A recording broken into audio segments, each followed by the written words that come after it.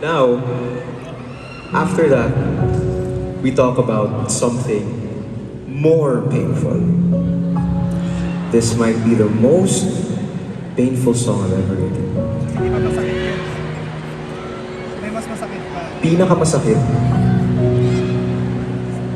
na part ng breakup.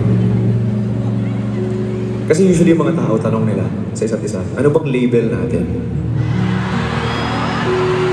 Ano ba talaga tayo? Nag-good morning ka sa akin. Nakadibi. Sabay tayong kumakain. Tinatawagan mo. Pero, ano ba talaga tayo? Ano ba talaga ang label natin? But with this next song that I wrote, painful siya kasi, what if it's the other way around? What if label na lang ang meron? Wala nang pagmamahal.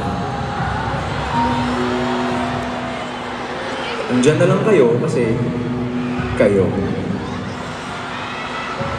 Pero wala nang pagmamahal.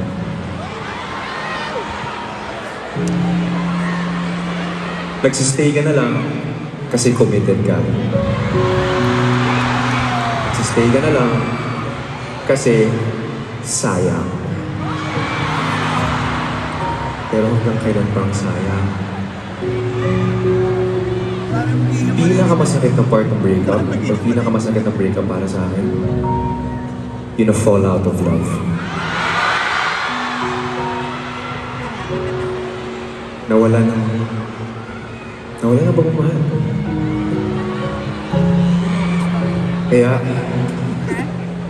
this one's huling luha.